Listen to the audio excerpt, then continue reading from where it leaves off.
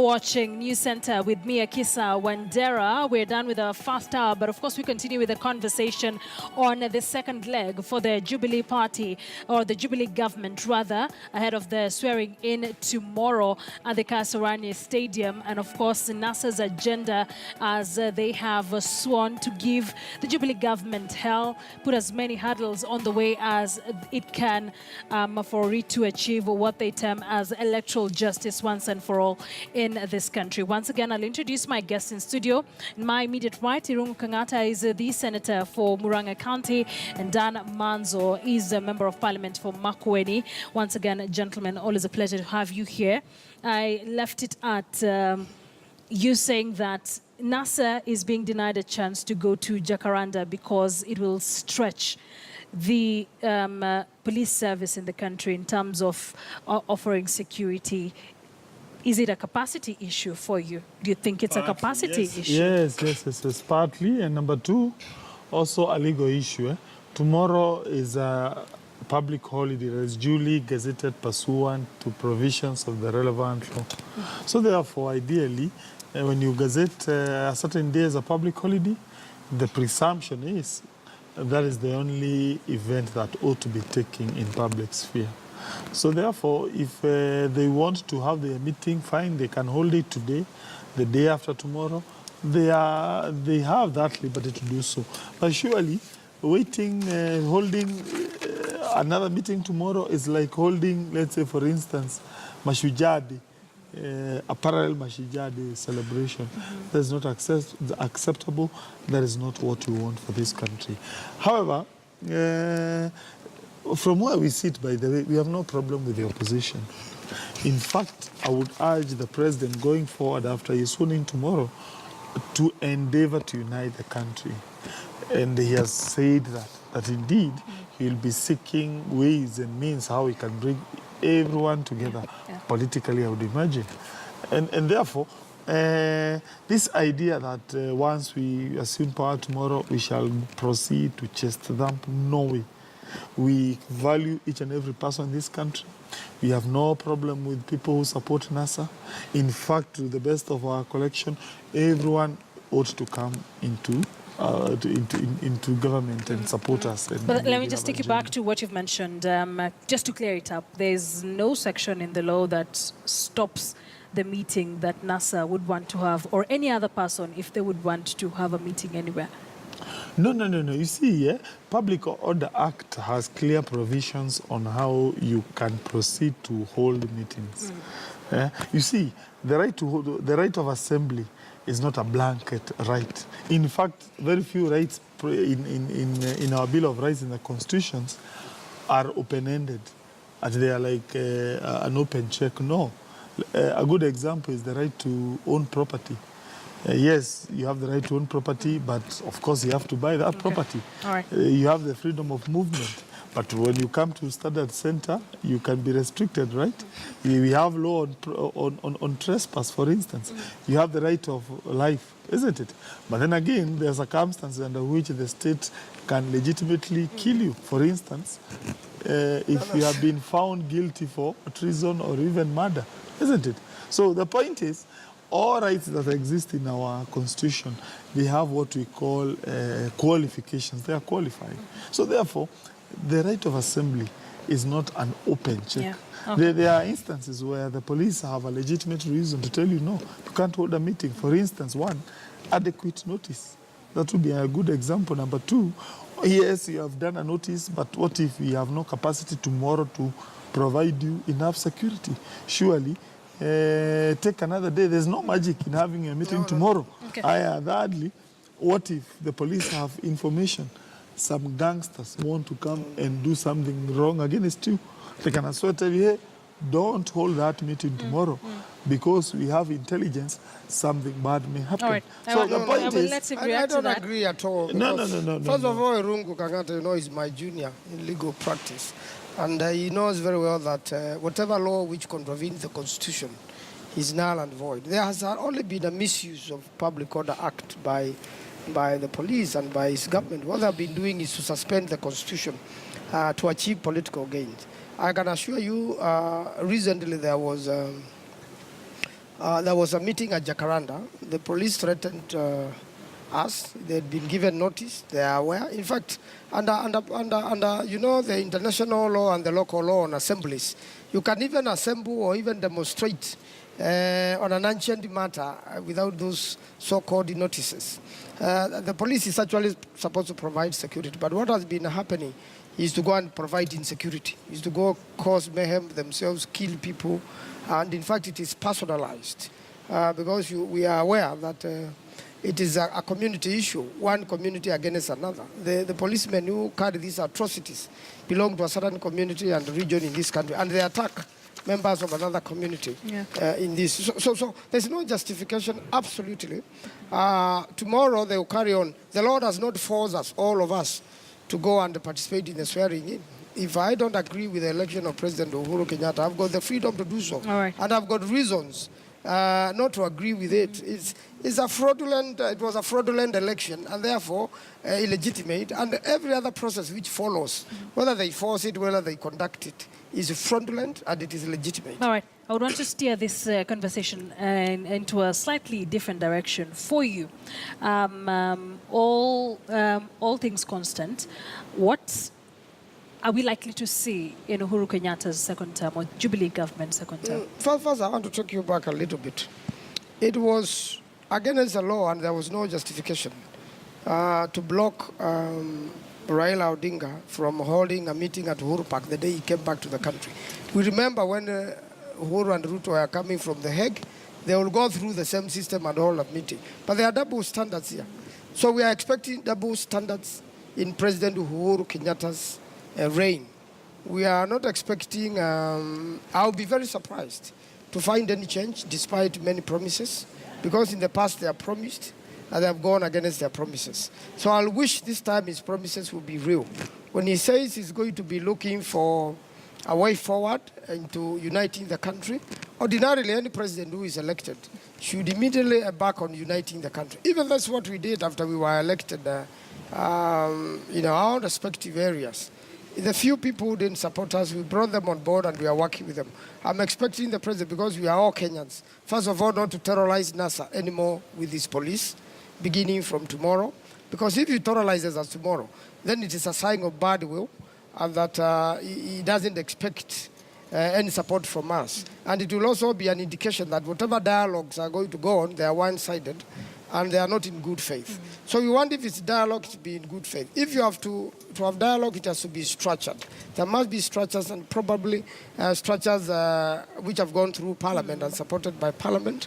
And that's why talks between the two leaders are important, so that we can have a better constitution, which can make all Kenyans, can bring all Kenyans together and can work. Personally, I'm very hopeful, and I'm looking forward to that dialogue and to peace in Kenya. It's not happy to see. It's not good. Even two people from Makueni, where I represent, were killed in a river.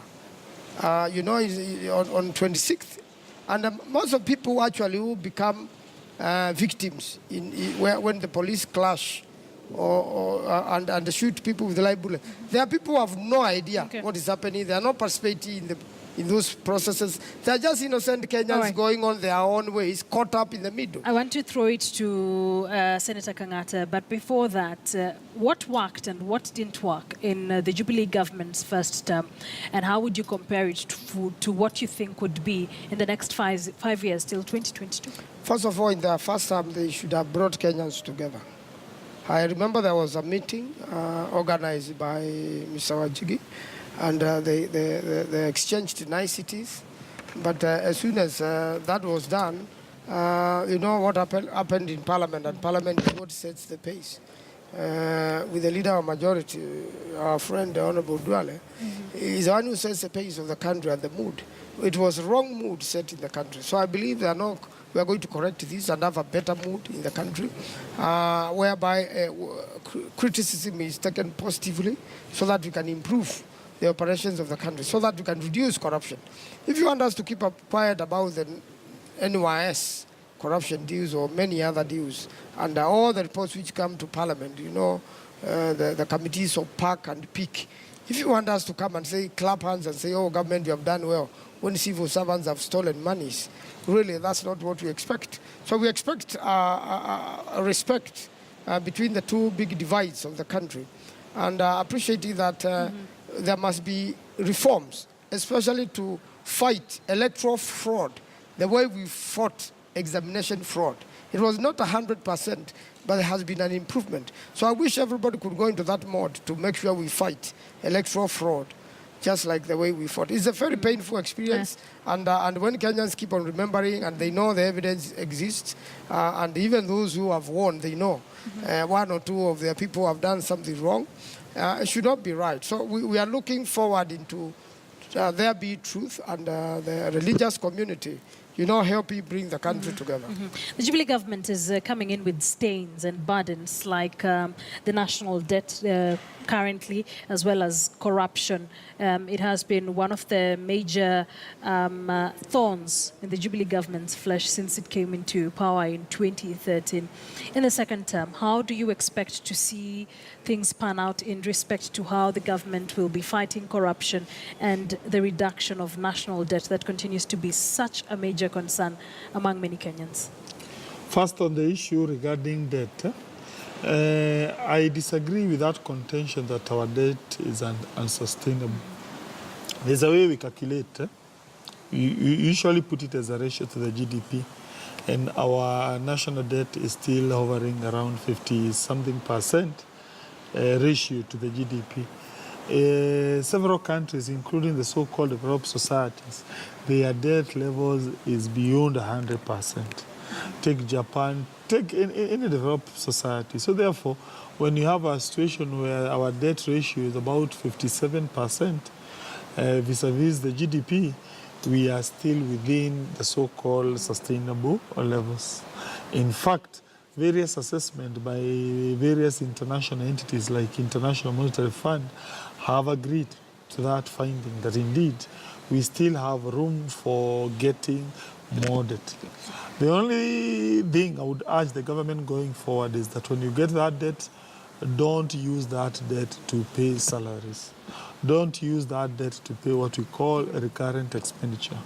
Don't use that debt to come and pay people more salaries. And that was my next question. So Are Kenyans getting value for money? What we should do, get that money, build roads, build various capital projects, and by doing that, you will be able to get a return on that investment, and therefore you'll be able to pay that debt in a more sustainable manner. And by the way, so far, that is what we have seen the government been doing. We have seen, for instance, investments in railway. We have seen investments in roads, for instance. I think, by the way, for the last 4 years, the government has almost doubled the number of kilometers that is now paved. In terms of now, we have a new railway line. We have, take for instance, the electricity, the energy sector. Almost 6 million Kenyans, households, by the way, have now been connected to the national grid. And when you talk of 6 million households, you put a ratio of about 4, so you're talking about 24 million Kenyans. We used to rely heavily on hydro energy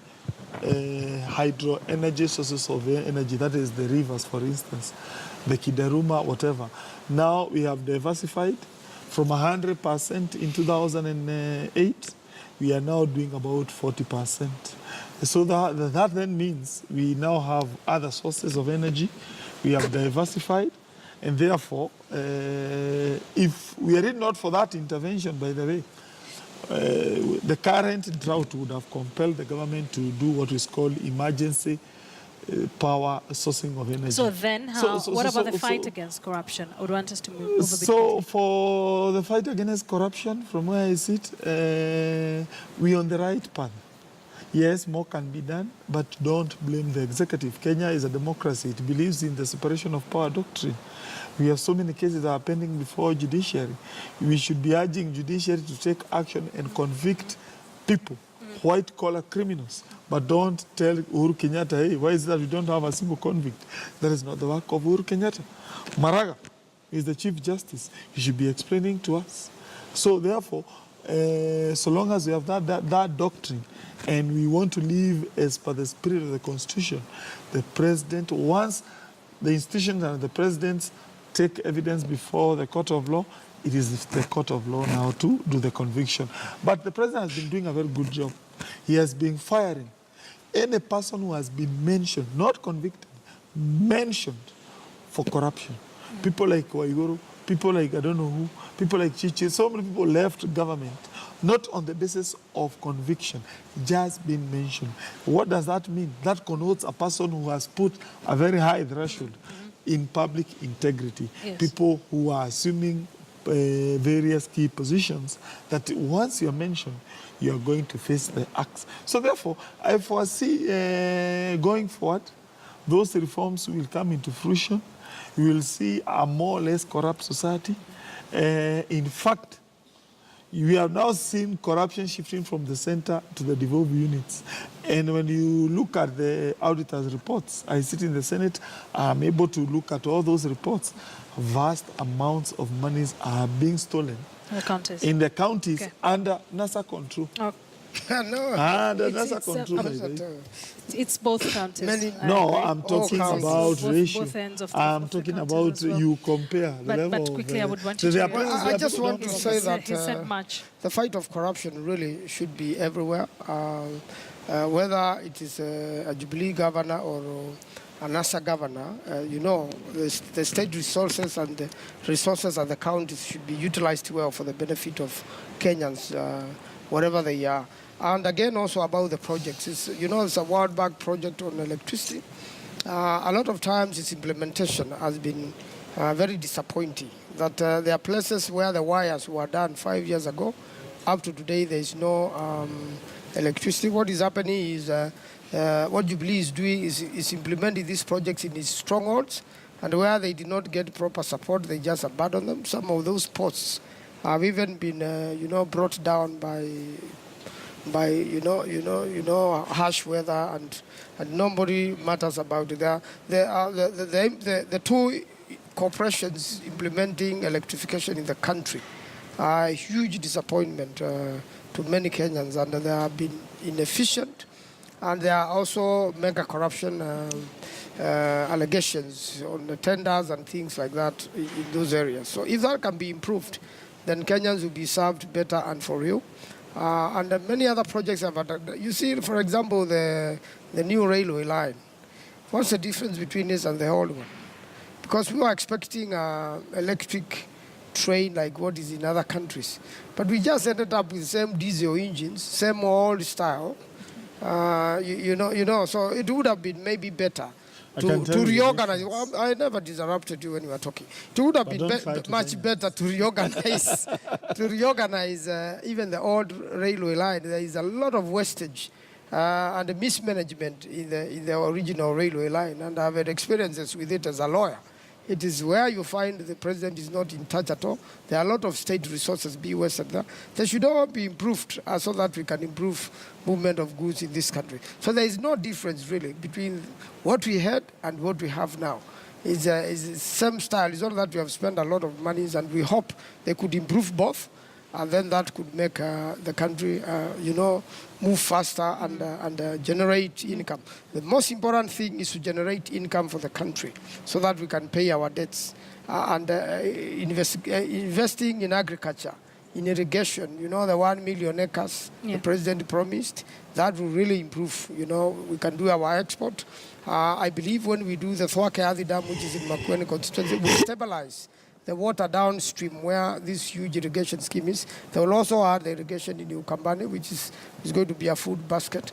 If we see for real the president implement, because for now, even the people who are going to be moved, some have not been compensated. You ask for reasons, you're not given proper reasons. As a member of parliament, I've been there to help the Ministry of Water, the Department of Irrigation, to make sure they have the supplementaries, the monies are released to National Land Commission in good time. But still, there was a lot of corruption, unfortunately. We really need to fight corruption in this country, and for real. All right, we'll be seeing how the second term goes.